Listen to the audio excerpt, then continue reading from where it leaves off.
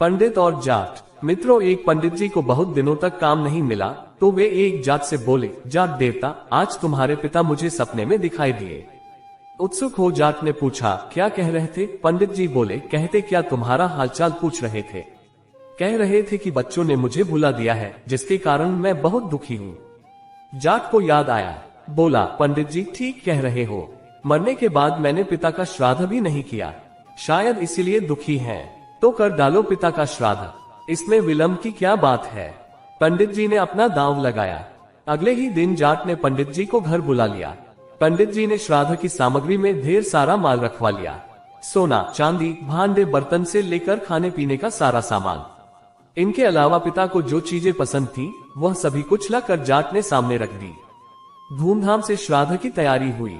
जाटनी से कहकर तरह तरह के पकवान बनवा लिए। मन ही मन पंडित जी खुश थे, आज तो चकाचक माल उड़ाने को मिलेगा, साथ में इतना सामान भी। अपने सामने आसन बिछाकर पंडित जी ने जाट को बिठा दिया। बोले, अब श्राद्ध शुरू करते हैं। इतनी देर तुम्हें इस बात का ख्याल रखना है कि जो मैं कहूंगा वही तुम्हें कहना है और जैसा मैं करूं वही करना होगा। जाट ने बात मान ली। दोनों आमने सामने जमकर बैठ गए। श्राद्ध शुरू हुआ। पानी की तरफ इशारा करते हुए पंडित जी जाट से बोले, आचमनी में जल लेकर पहले आचमन कर डालो। उसी तरह लोटे की तरफ इशारा करते हुए जाट भी पंडित जी से बोला, आचमनी में जल लेकर पहले आचमन कर डालो। पंडित जी बोले, भाई मैं तुम्हारे लिए कह रहा हूँ, आचमन तुम्हें करना है, मुझे नहीं। जाट ने भी वही दोहराया। पंडित जी परेशान हो गए, कड़क कर बोले, अरे मूर्ख, मैं तेरे लिए कह रहा हूँ, श्राद्ध तेरे बाप का हो रहा है, मेरे बाप का नहीं। अपनी कड़क आवाज के साथ जाट ने भी पंडित जी को डपट दिया। अब तो पंडित जी से न रहा गया। घूसा दिखाते बोले, तू नहीं मानेगा।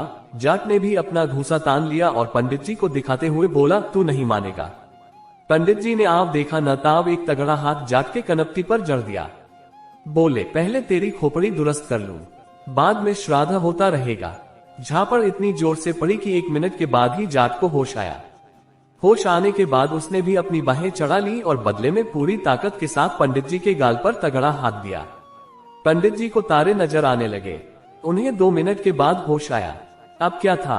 पंडित जी और जाट दोनों पूरे क्रोध में भर आए। लात घूसों से श्राद्ध होने लगा।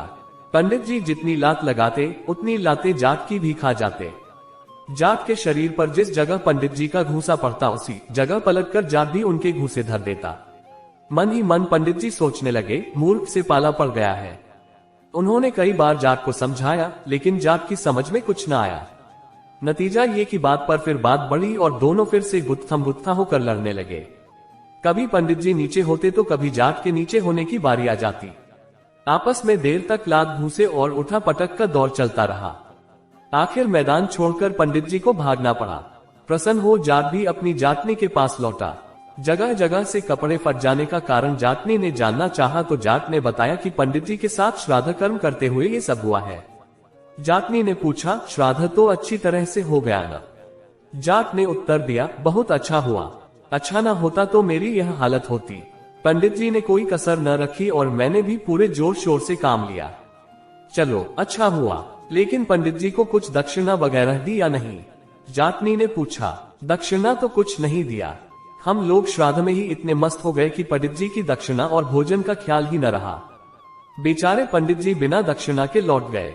अब तुम ही थोड़ा कष्ट करो, एक बड़े थाल में भोजन और साथ में दक्षिणा पंडित जी के घर पहुंचे आओ, वरना श्राद्ध का कोई फल नहीं मिलेगा।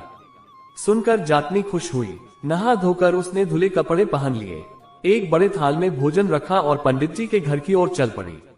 उधर पंडिताइन प्रतीक्षा में बैठी थी कि पंडित जी श्राद्ध करने गए हैं। लौटते हुए अपने साथ कई चीजें और बढ़िया पकवान भी लाएंगे, किंतु पिटी पिटाई हालत में जब उसने पंडित जी को लौटा हुआ पाया तो बहुत दुख हुआ। सारी कहानी सुनकर वह क्रोध से लाल पीली हो उठी। पंडित जी का क्रोध अभी उतरा न था। दोनों पति पत्नी क्रोध से उबल रहे थे। अचानक जाटनी को अपने घर आया देख दोनों उठ खड़े हुए। गुस्से से मुठ्ठियां तन गईं। घर के अंदर कदम रखते ही दोनों जाटनी पर टूट पड़े। सारा क्रोध उस पर झाड़ दिया। जाटनी बेचारी चुपचाप उनकी मार सहती रही। वह सोच रही थी कि शायद इसी तरह दक्षिणा ली जाती है। काफी पिट जाने के बाद वह पंडित जी के घर से निकलकर भाग खड़ी हुई। घर पहुंचने पर जब जाट ने पूछा तो बोली, श्राद्ध करना आसान है, किंतु दक्षिणा देने का काम बहुत मुश्किल है। तुम अगर दक्षिणा देने जाते तो मालूम होता कि कैसे दक्षिणा दी जाती है। तो मित्रों, आपको ये कहानी कैसी लगी नीचे कमेंट करके हमें जरूर बताइएगा।